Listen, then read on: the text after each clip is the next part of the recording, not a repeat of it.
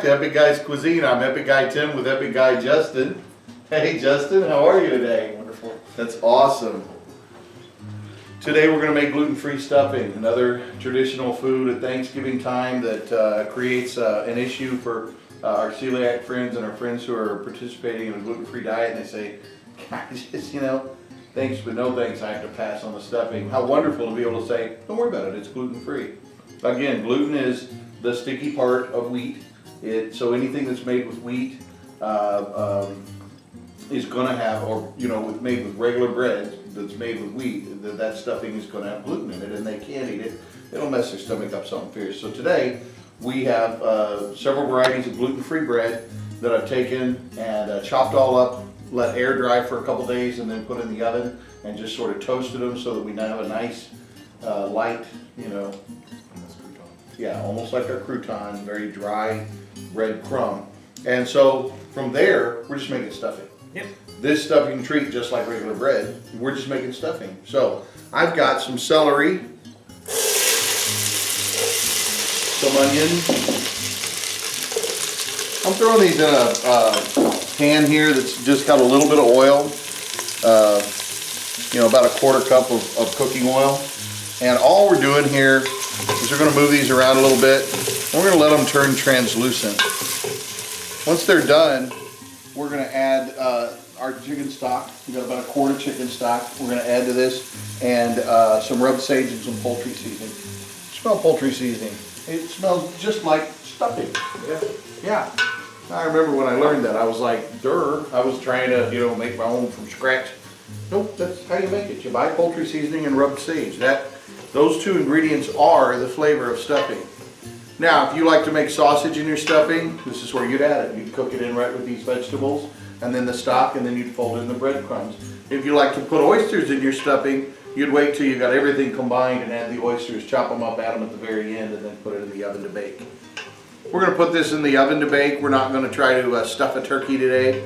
That's a whole nother video. Amazing when you get to cooking, and you'll notice if you watch a lot of our Epic Guy videos, our Epic Guy's Cuisine videos, it's amazing how many components of different dishes are similar to components of other dishes, and you find that you really like gumbo because you really like the taste of that celery, that onion, that bell pepper, The base is all the same. But then you go get fajitas and you have the onion, the bell pepper. You're not having the celery, but you're still having those comfort food flavors.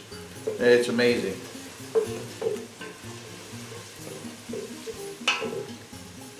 Now, if you're going to use sausage, be cognizant of the fact that it's going to add some oil to this pan, right? Yeah. So you may not want to have quite as much oil. You might want to cook the sausage first, then add a little oil, then add your veggies, work them together.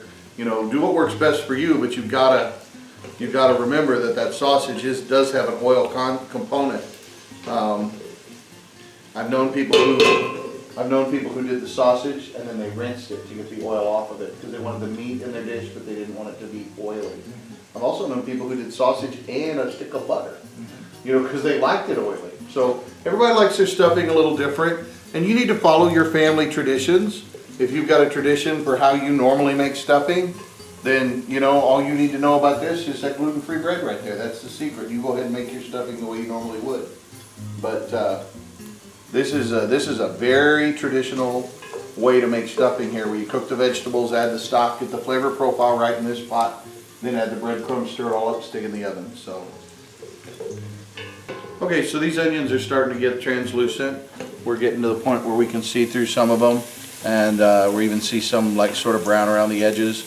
We know that these are cooked. We know they're going to be soft. They're not going to be super crunchy, and we know that we've pulled that flavor out of them. That's the kicker. We wanted to pull that flavor out. I'm going to go ahead and add some chicken stock here that I've got.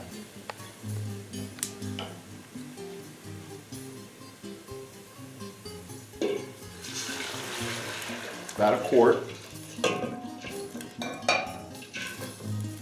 Then I'm going to fold in about 2 tablespoons of rubbed sage and about 1.5 tablespoons of poultry seasoning.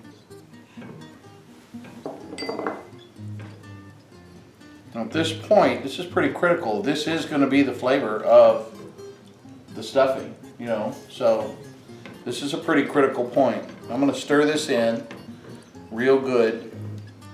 What we want to do here is bring this up to a little bit of a simmer so that we release the flavor out of the rubbed sage and the poultry seasoning.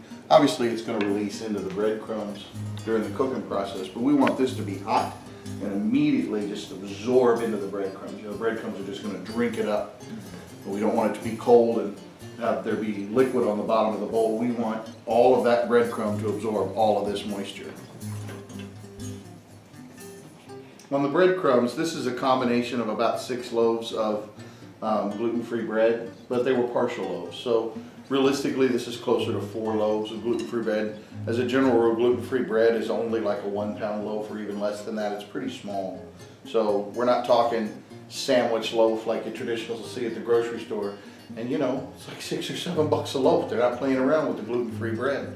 Have some fun with it. If you see a gluten-free ancient grain bread, like with some nuts and seeds and stuff in it, that can be really fun in a stuffing. Yeah. You know, it also helps enhance the stuffing so that the guests at your event who are not looking for a gluten-free are like, oh well, yeah, but this is a great stuffing. Look at all those specialty breads in there. So it really helps enhance it.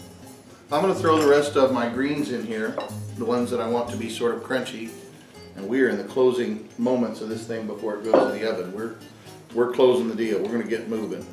Now, if you're stuffing a bird, you got to get this going. You got to have your stock made the day before so that you can get this going. Highly recommend our chicken stock videos. You can, and we talk about that in the chicken stock video, you can use turkey parts, the turkey back, the turkey neck, turkey wings, turkey legs. You can use lots of turkey parts to make your stock instead of chicken parts. And then you have a good turkey flavor profile. And you can hold back some of that stock for your gluten-free gravy.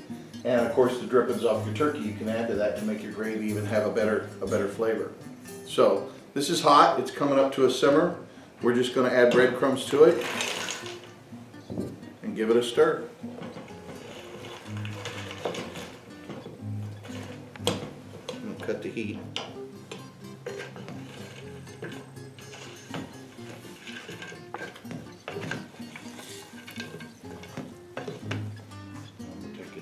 Here because this is hot. All I'm doing is turning this over until, I don't want to tear the bread up. The bread that gets wet is just going to start turning to mush. And I want to have big flaky chunks, right? All I'm doing here is making sure that there's not any moisture left. See that? There's no moisture left in the bottom of the pan. And that's the point. The goal here is to make sure that there's no moisture left in the bottom of the pan. Any little bits that are still a little dry, hey, they're going to get wet. They're going in the oven, you know? So, I got this pretty little bowl here, this dish. And I'm going to put this stuffing right into this dish. Now, if you're serving a bunch of kids, young people, teenagers, whatever, and you're afraid they're just going to wig on you over having big chunks of celery and onion and whatever in there, well, that's okay. You know, you can use onion powder, garlic powder, celery salt, right? You can get all of these same flavors without the little green bits that, you know, I enjoy. There's some people who don't want to see all those bits. So you don't have to have those bits to make this dish work. We're going to cover this. We're going to cook in that same 375-degree oven. We're going to cook it for about 10 minutes covered and about 20 minutes uncovered. And that's going to give us a nice brown top. It's just going to be fabulous. Okay. So we're back, and the gluten-free stuffing has finished its tour of duty in the oven.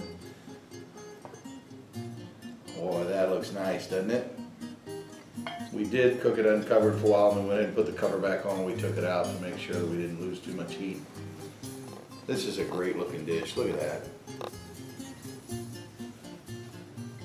Again, whatever your family tradition, whatever your stuffing that you normally use is, you feel free, you follow that recipe, that's fine. You can still serve your traditional family stuffing recipe without compromising anybody's stomach because of their diet, just by using gluten-free breadcrumbs. Justin, you want to give that a try? Looks good. I wish we had some of that gravy now. Yeah, that's banging. So hey, thank you very much for watching. I'm Epic Guy Tim with Epic Guy Justin, and this is Epic Guy's Cuisine. Enjoy your dinner, enjoy your cooking, enjoy yourself in the kitchen. Thank you.